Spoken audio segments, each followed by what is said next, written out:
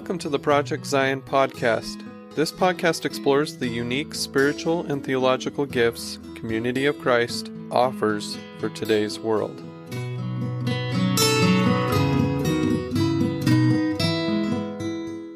Hello and welcome to Project Zion podcast. This is your host, Robin Linkhart, and today we are here to learn more about the nonviolence conversations taking place across all the nations of Community of Christ. These conversations are in response to Community of Christ World Conference Resolution 1319 on nonviolence, passed April 12, 2019. And they are part of our preparation for the next World Conference set for April 2023. Our guests today are Janné Grover, member of the Council of 12 Apostles assigned to support the Central USA mission field. Janné is also the Director of Formation Ministries for Community of Christ. And Joey, who serves as Community of Christ's Temple Hospitality and Formation Ministries Specialist. Joey holds the office of 17. But before we dive into this fascinating topic, let's meet our guests. Friends, welcome. We are so delighted to have you here today on Project Zion podcast. I'd like to take a few minutes and have you tell us a little bit about you and your current ministry and Community of Christ. Janné, let's start with you. Thanks, Robin. It's wonderful to be part of this conversation with you. I have a background in education. My first career was as a music educator, and I was a band and orchestra director. But I bring to the role of formation ministries a passion for teaching and learning, for the way that we are shaped by music and hymnody, for all of the experiences that form us as disciples and as community. My family lives in the Kansas City area. We live in Lee Summit. My husband, Kevin, is a school administrator at the high school where our daughter attends, and we have two sons at Graceland University. Thanks, Janné. Joey. Well, it's great to be here, Robin. Thanks for inviting me to be on this podcast. And I'm actually also back in the Kansas City area. For the last 8 years, I've been working for the church as a mission center president in Europe. And so I had 2 different mission centers that I was working with. And then as of January 1st of this year, I've started a new role with Community of Christ. As you said, working in hospitality and guest services, but I'm also in the Formation Ministries team, which means that I will be going around and helping train different field teams to develop resources, helping with some of their holistic spiritual formation, and providing formation resources and experiences that support not only the mission of the church where we are currently, but also as we move into the future. And one of my projects in that is to work with the multi-nations team as they put together their discussions on the topic of nonviolence. Thanks so much for helping us catch up with some of the changes in your assignment, Joey. Today, we are talking about the upcoming nonviolence conversations. As I said in the intro, those are happening across the globe to address World Conference Resolution 1319 in preparation for World Conference 2023. I think the first thing we need to talk about is World Conference Resolution 1319. What was that about? How did it come to World Conference 2019? And what does it mean in the life of the church as we address it in preparation for our next World Conference? Joey, you were a big part of that. Walk us through what we need to know to lay some foundation for our conversation today. Yeah, well, I never would have expected when I went to Europe that something I would be a part of was creating a resolution that would be brought to World Conference and discussed on the World Conference floor. I remembered as a little kid being at World Conferences and people standing up and presenting resolutions. And I never thought I'd be part of that whole process. But when I moved to Europe, I put together a peace and justice team. And one of the goals of that team very quickly identified was defining our role in pursuing peace in Europe and what that might mean for the church in Europe. And part of that discussion was, how are we going to do that? And so the question of nonviolence came up really quick in terms of what does it mean to pursue peace in Europe in our context, but in what way will we do that? And so we asked the church around Europe, what role does nonviolence play in our pursuit of peace? And that turned into a resolution that actually in its original form was received by the first presidency, but in conversations that they began to have, and this is another interesting part of the process of Community of Christ, that the first presidency contacted us and our team and the people who had put together the resolution that we proposed and said, would you mind if we work on this together? And we ended up creating a substitute resolution together that the first presidency then actually had us present at World Conference. And that became what we now know today as World Conference Resolution 1319 on nonviolence. Thanks for that background, Joy. Now, a few other things have happened to support our journey from World Conference 2019 to World Conference 23 around this topic of nonviolence. Janné, can you give us an overview of what has been available right up until the plan for these worldwide nonviolence conversations began to take shape? Yeah, so this conversation around World Conference Resolution 1319 is framed within the guiding question that President Vesey presented in his closing sermon at World Conference 2019, which is the question, are we moving toward Jesus, the peaceful one? And so considering the World Conference resolution in the context of really understanding who Jesus, the peaceful one was, and how that informs our discipleship and our journey as a people today. That was a really important framework to consider as we began to shape resources and experiences to frame the conversation on nonviolence. And so we were looking at particularly resources that are often used in settings of reunions where those are held, or field gatherings of various kinds in across the fields of the church. As we were looking at those resources, we were looking at it in kind of an interconference arc of preparation. And so we began with kind of framing an understanding, or really kind of grappling with an understanding of Jesus as the peaceful one. And so that began with resources created for experiences in 2020. And that the title, kind of that the umbrella title for those resources was Living Jesus, Living Peace.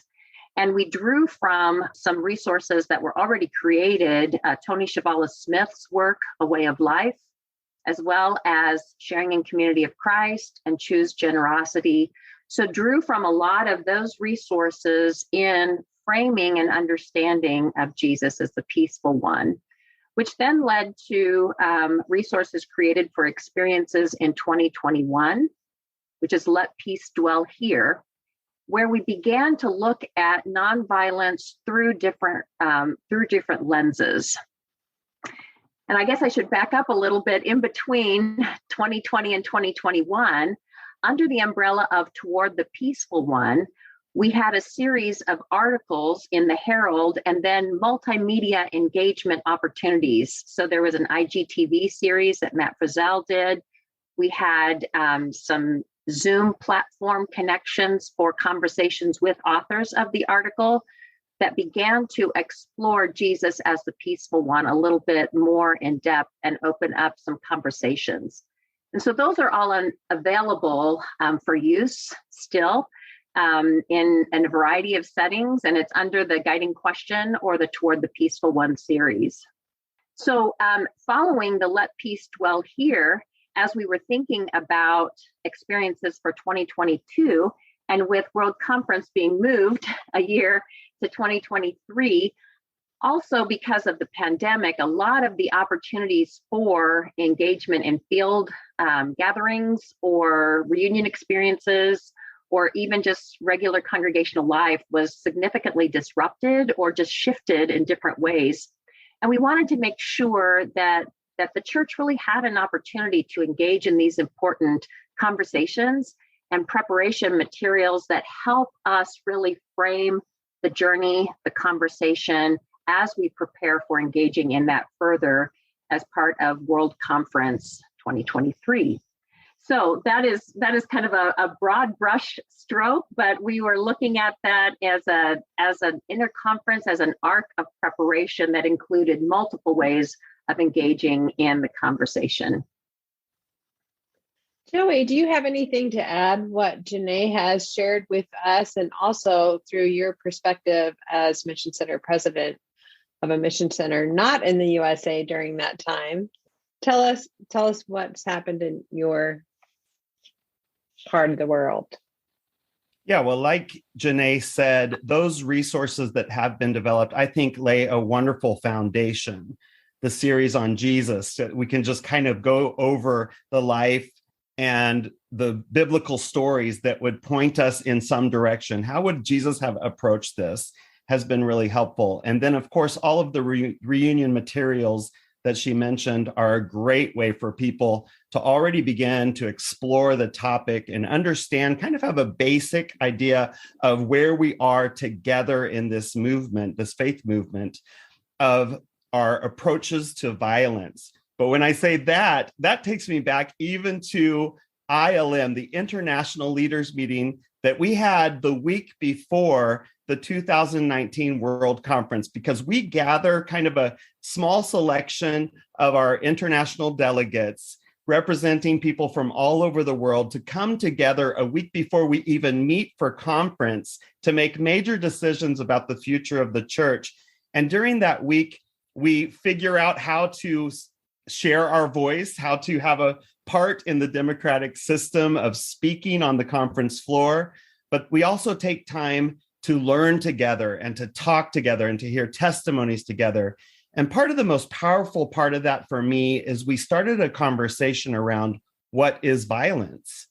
And as people stood up, my heart just began to come open, and it was scary. It was liberating, it seemed, for some people to share what violence looked like to them. And it was also just something that I never expected, to hear the different contexts and types of violence that people were living all around the world. That came out of a discussion on 4 different approaches to violence that 2 people in that European peace team were asked to present. Andrew Bolton, which is a name we know a little bit in Community of Christ. He was a former apostle in Community of Christ. And L. Ray Henriksen, who did peace and justice studies as his master's work.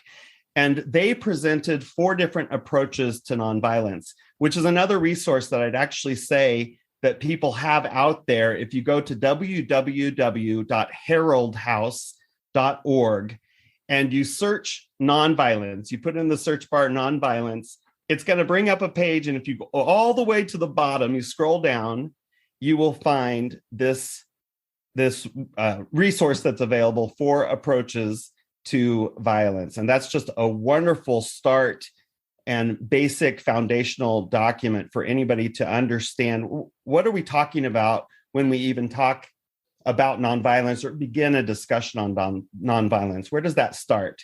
And so these 4 approaches to violence help us understand where we might even start this discussion. That is great information to have. Thanks, Joey. We've worked our way from World Conference 2019 to the preparation for the upcoming nonviolence conversations.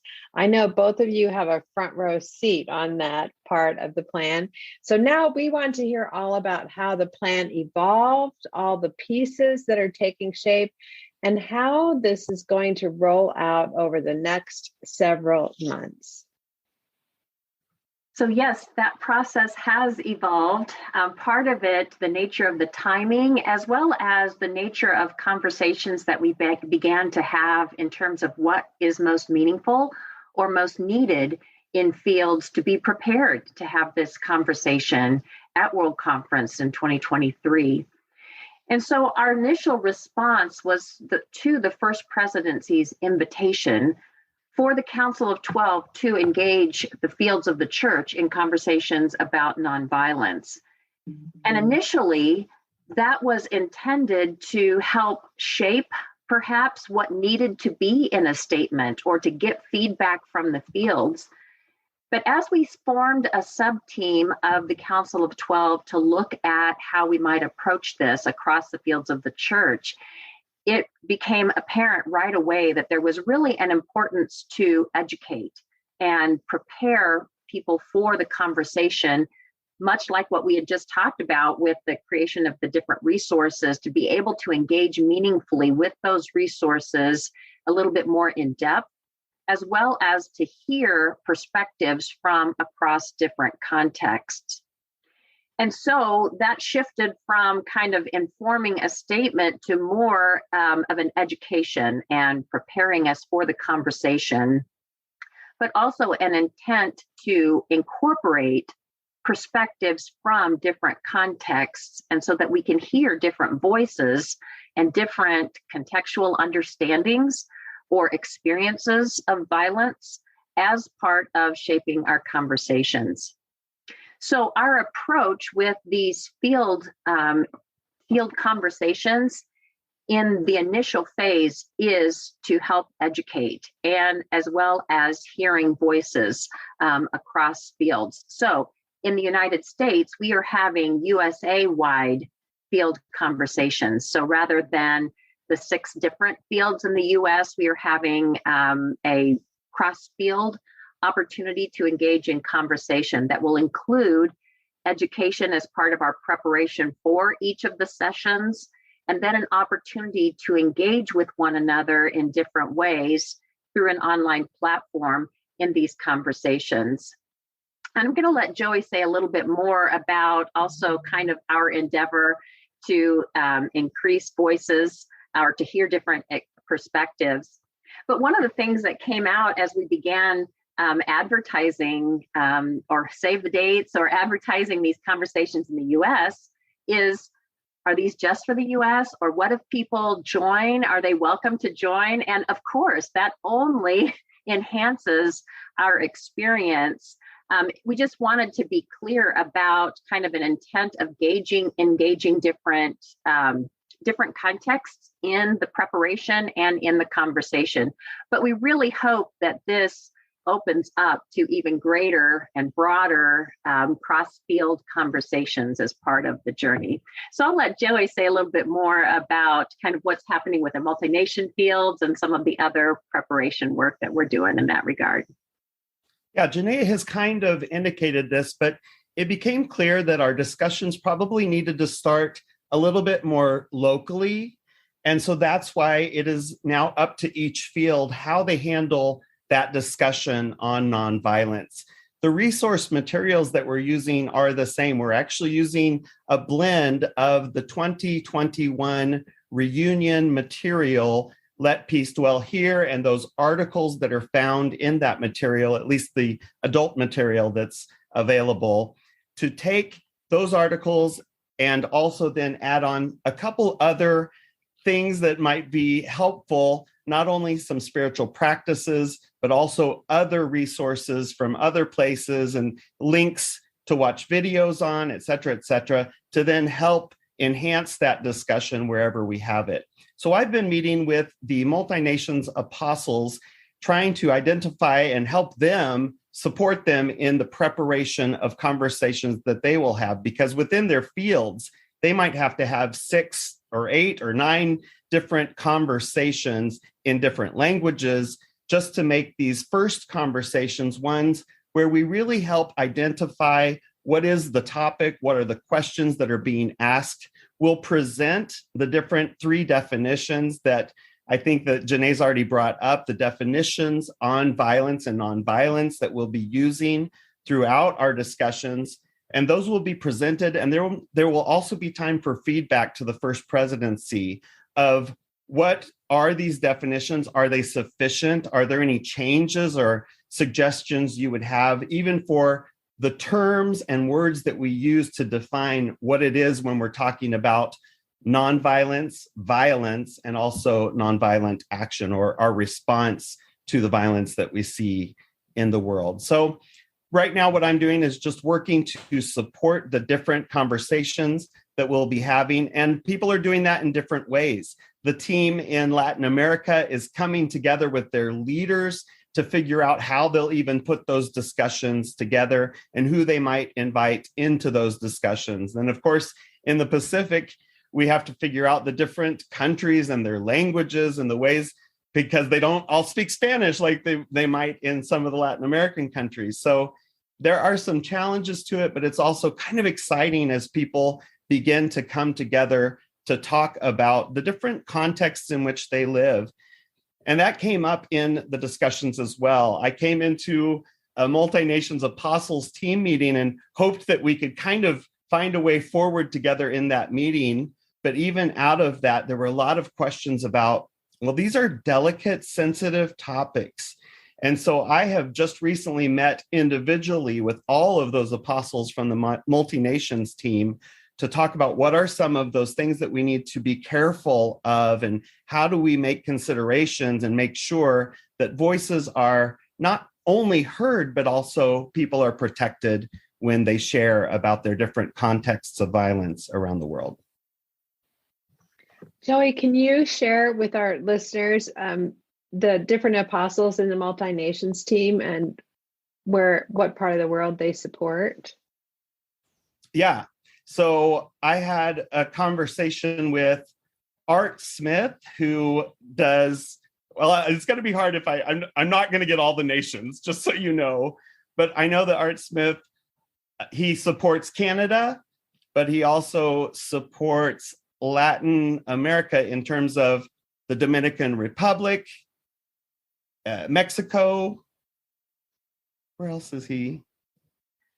Mexico, Haiti. Texas, and the Caribbean. Yeah, in the Caribbean area. And also So Haiti. you really challenged me on being able to say all the nations where people come from. Mareva Arnaud, she oversees the ministry that happens in the Pacific all the way down to Australia, up to Hawaii, and out over to Korea, and a lot of other places. She's from French Polynesia. We have Carlos Mejia, who is in Latin and South America, Central America, and South America. I spoke with just this morning, Catherine Mambwe and Bunda Chibwe, who have two different fields in different countries in Africa. We spoke together because a lot of their questions about violence and nonviolence have some overlap in many of those different countries. And so that was an interesting conversation. And then also with Apostle Richard James, who serves in the Europe field, which is 3 different mission centers, including the British Isles, Western Europe, and then the Eurasia field. Thanks for that, Joy. I think it really helps our listeners understand the cultural diversity and complexity that comes to this important topic. Janné. Yeah, I was just going to mention, Joey just expressed some significant challenges and part of the beauty of the diversity in terms of languages and different contexts. But going back to what he mentioned about kind of that importance of starting locally, was not just how each field was going to address the issue or the conversations, but also a recognition that there is really broad diversity of perspectives within a local context. And so that was an important place for us to start, was embracing kind of the diversity within a particular context, as we then also broaden that scope of awareness of circumstances and issues related to violence and nonviolence in other contexts. Thanks, Janné. Really appreciate all the different ins and outs of this conversation and the people and how we're really intentionally trying to broaden the voices that can come into the conversation, but also being really sensitive to the nature of the conversation and how important it is to start at that local level. You have mentioned some challenges. Are there other challenges that you might anticipate, Joey? Yeah, well, just this morning when I was talking with Catherine and Bunda, Catherine began to tell a story about violence of not being able to use her voice as a woman. And in that story, I'm listening to this story and I'm hearing what she's trying to express about her experience of she was actually told to shut up in a meeting. Literally told, you don't have a place here. You're a woman. Let a man speak about this. And so here I am, frustrated with her own sense of injustice in this story. But this story is couched inside a story of people coming because they want to buy land that has minerals in that land where we have congregations. And they were being offered a cash amount to just move just down the road so that these rich people with money could come in and then exploit that land and take that all the minerals that were lying right underneath our congregation. And I'm sitting here listening to these multi-layers of injustice or issues of the way that violence becomes a part of that. As people, if people don't give those places up, sometimes things really happen. I mean, she talked about in another place, rebels coming in and just kind of beginning to do violence to towns, and just all of these multi-layers of the ways that people are enmeshed in violence. And so I can see that as one of the challenges. I think another challenge that we have coming up is how we share that international voice or that global voice.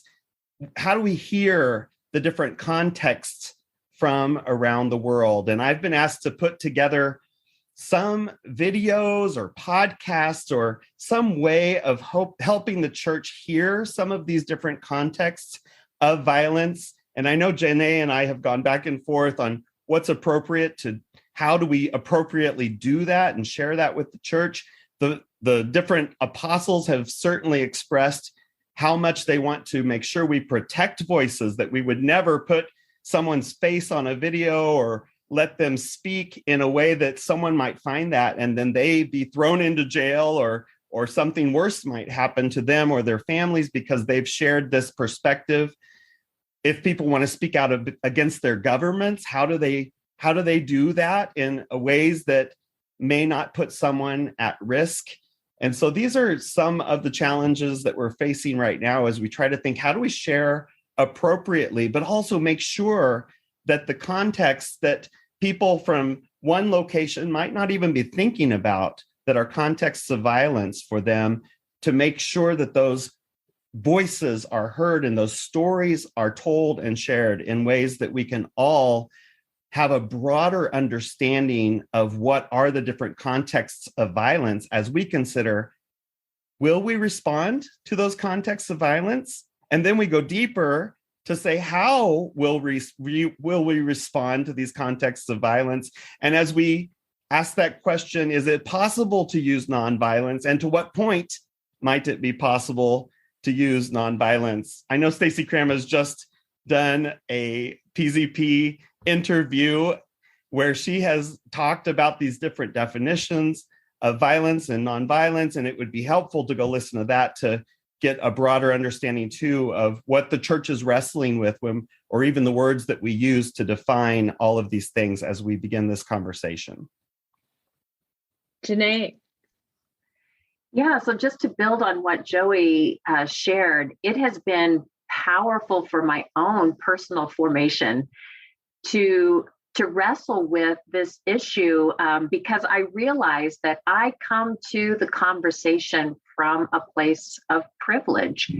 And so on one hand, I'm saying, as I hear my colleagues share circumstances of violence, and understanding how we engage this conversation from such diverse contexts. And I want to say we need to hear those voices. And then just as Joey shared, we can't just amplify. Not everybody has a safe voice, a safe space to share their voice. And that is another layer in all of this, in these conversations. So that's really been powerful for my own formation, my own kind of understanding of how we grapple with this. So Joey also mentioned the challenge of multiple languages. So context, languages, being able to just engage in the conversation and have that accessible in a variety of languages. But also there's an inequity of resources in terms of how people are able or not able to even engage, whether it's online or in person. In person may involve travel. Online involves access to internet and access to a device.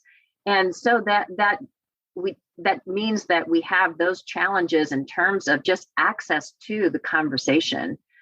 So those are challenges that we're trying to work through, but are significant challenges to the process, because we want everybody to, as we just said, as we wanted to begin with a foundation of education, we want everybody to come with that same footing, or as they come to the conversation from their own context. But there are a number of challenges with that. And that's an important awareness for the church to have, that the reality is we don't have all voices at the table as part of this conversation, as much as we are trying. That is a reality that is important to recognize. As I'm listening to you all share about the plans and the process and the things that we've already participated in since World Conference 2019, and then kind of flesh out for us all these different layers of considerations and complexities and challenges. And I remember the faces at International Leaders Meeting before World Conference 2019 as they shared their personal stories. And then on the conference floor, as we dialogued and debated with this World Conference resolution. And there was a sense then, and a growing sense of hope that comes out in the midst of that as we journey toward Jesus, the peaceful one. So my question for you, Janné and Joey, is what are your hopes for the church as we participate in the nonviolence conversations? Janné. So, Robin, you just touched on something that really kind of starts or gets to the heart. And Joey also expressed that opening of his heart as he saw those faces or heard those stories of personal experiences. And I guess for me, my hope is that our hearts remain soft and open, that our minds remain open as we journey and wrestle with this very complex issue that does not have an easy answer. But just as Joey expressed in kind of what birthed this resolution is, what does it really mean? What are we going to do about in our discipleship if we are going to truly follow Jesus, the peaceful one? If we are going to be a movement dedicated to the pursuit of peace, then that has ramifications in our personal actions, in our collective actions as communities, in how we advocate for those who are oppressed, who have no voice in terms of the conditions of mass violence in various forms. So, as I said, I've experienced kind of my own sense of formation as I've wrestled with this myself, but I think that is really important, that we come with hearts open to where the Spirit is leading through the wrestling in this very complex issue, because it is really, really important. It is really important for us to wrestle with what it means and how that becomes applied in our discipleship. Just recently, our Formation Ministries team had an opportunity to engage in a conversation with Claudio Carvalhas, who is an author and a professor and a theologian with Union Seminary in New York. And he's written some works. One of them is Liturgies from Below, and another one is Praying with Every Heart. And our conversation centered around this idea of having the voices of others become our own, how we name injustices and how we allow those voices and those conditions to become our own as we pray and as we act and as we advocate. And that really struck me as an important part of this process, is that as we hear the diverse voices, the diverse context and experiences, that we allow those voices to be part of what shapes us, to name injustice in our prayers, in our practice of the daily prayer for peace and praying for peace, that we name injustice of violence, and then that we allow ourselves to be shaped and formed as we take meaningful steps in responding.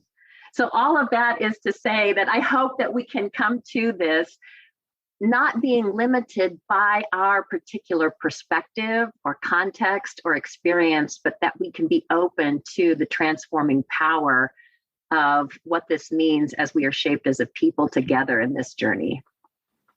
Joey, what are your hopes? One of the things I love about being part of Community of Christ is our hope of Zion. And that can probably be said in many different words of what Zion actually looks like. The peaceable kingdom is one way to describe that. A world of reconciliation, restoration comes into that concept of Zion. For me, beloved community might be the most recent words that really touch and pull at our hearts when we talk about what this Zionic community might look like. Beloved community. And what would it mean if this discussion on nonviolence, I want to say I'm not biased, and I'm going to try to stay unbiased as I support different fields in their discussions, but I want people to become committed and engaged fully in what it means to be a part of building that beloved community that they want to be a part of, and that God has as a vision, I think, for creation. And so I'm going to tell a little story because this connects with what Janné was saying about Claudio, and when we spoke about what it means to pray with people and struggle through their own situations in our prayer, of a time that I went on a mission trip. And mission trips often give us an experience that we wouldn't normally have at home because we're taken out of our own context. We almost have wider eyes because we're looking around at things we've never seen, or at least in ways we've never looked before. And I went to Honduras one time on a mission trip to build a church, Community of Christ Church, in a small town called Orica. And as I was in this town, where our church was meeting at the time was actually on the corner of the downtown center of that town in a garage. And because our group was there, it was probably the reason why we were overflowing out into the streets. And out on the streets, our group had prepared these little butterflies for people to fill in. And it was the kids that were back there, and they were coloring in these little butterflies on paper that they'd later put with a clothespin to make a beautiful little butterfly that they could hook onto anything they wanted to. And this little girl, Annie, was sitting there coloring in her butterfly. And I'm sitting there watching her do that. And we're outside, and I'm looking in at what's happening in the congregation, when all of a sudden there was this loud noise behind us. And what it was there was a man coming across the street who, right across the street, had just walked out of a local bar. And he was in a stupor as he was coming across, yelling all sorts of things. Who knows what he was yelling? Probably, I know I heard the word gringos several times, but he was coming across this street. And I will tell you, there probably wasn't anything I wouldn't have done at that moment to make sure that little Annie was going to be okay. And so here I am in this moment that could have had conflict or violence even involved in it. But I think what I learned out of that situation, luckily nothing happened. Someone came and redirected that man. But as I thought about what we were there trying to do was not just to build a church, a safe space, of course, where Annie could go and be in worship and color without worrying about someone coming from across the street to harm her. Of course, it was partly that, but it was more about turning around wherever we're worshiping and looking outside to see what are the potential ways that our children and our world might be harmed if we don't look outward and hear these stories and the contexts of violence in which we live and begin to really find ways to address what is causing this harm in the world, what is causing the needs for violence in the world, and to begin to address those. Thank you. And thank you so much for sharing that story, Joey, story about Annie. So is there anything else that you would like to share that I haven't asked you about? Joey? I actually don't think so. I think really, if I were to say anything else about this topic, it is to begin to prepare yourself wherever you are, whether you're going to participate in these nonviolence discussions somewhere in your local congregation or in your mission center, but begin to open your eyes and your ears, and mainly your ears, to begin to listen. Where are you hearing the stories of people who are hurting or suffering? And just take time to listen, deeply listen. Thanks. Janné? Yeah, I don't think I have anything that you haven't asked or that we've had an opportunity to share as part of this experience. But I did want to go back to, Joey mentioned on heraldhouse.org some of what are called field or member created resources that if you just search on heraldhouse.org and search nonviolence, there are a number of resources in addition to the ones that have been created as part of intentionally engaging in this conversation that are really important. And one of them I want to, in addition to the 4 approaches that Joey mentioned, is a study guide on Walter Wink's book and this concept of Jesus and the third way or a different way. And that's really important in framing our conversation and framing our understanding about not doing something. It's not about just allowing violence to continue because we're not going to engage in violence as a retaliation, but understanding and being creative in what that way of bridging that in a nonviolent way. So nonviolent action to address injustice. And that's very complex as this whole issue is. But I just wanted to point out another work that's important that we're drawing from as well as part of our preparation for these conversations, and an important framework of how we view violence, nonviolence, and nonviolent action. Thanks so much. While we're on the topic of a little more information, I just want to ask one more question, and that is, where can our listeners learn more about these events? So we have USA-wide and we have multi-nations. Joey, where do people find out about multi-nations if they're listening from around the world and they want to get more info about where they live?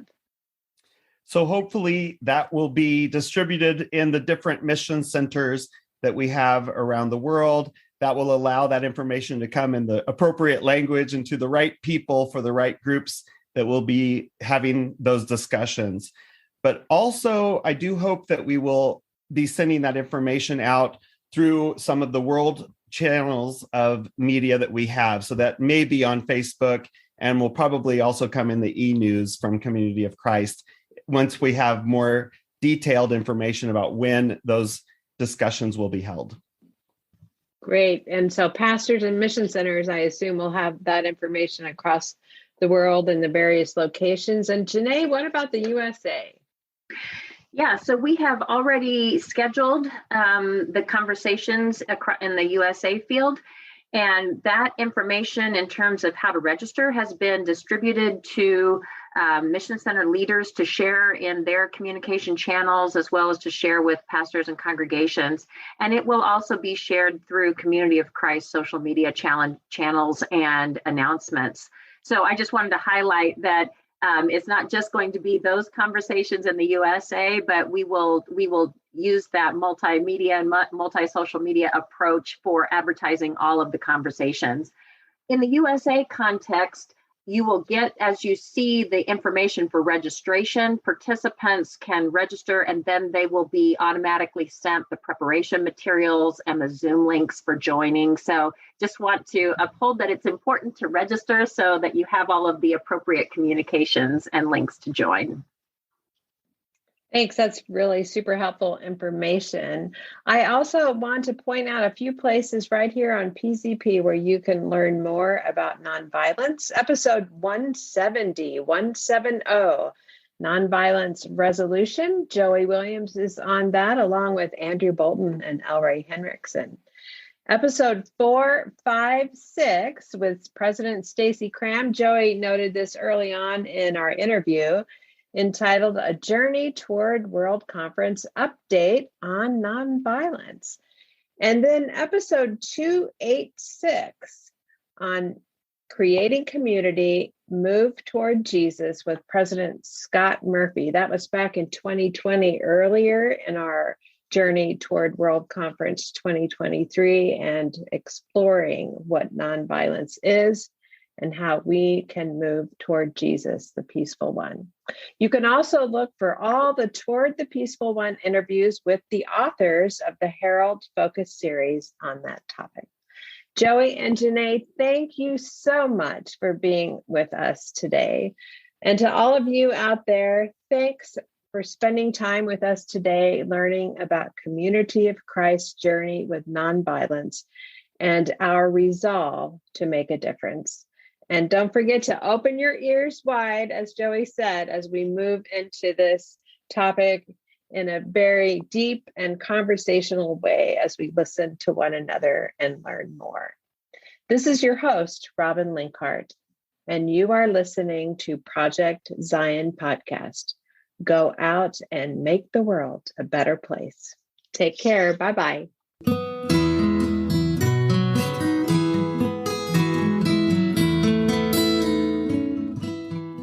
Thanks for listening to Project Zion Podcast. Subscribe to our podcast on Apple Podcast, Stitcher, or whatever podcast streaming service you use, and while you are there, give us a 5-star rating. Project Zion Podcast is sponsored by Latter-day Seeker Ministries of Community of Christ. The views and opinions expressed in this episode are of those speaking and do not necessarily reflect the official policy or position of Latter-day Seeker Ministries or Community of Christ. The music has been graciously provided by Dave Hines.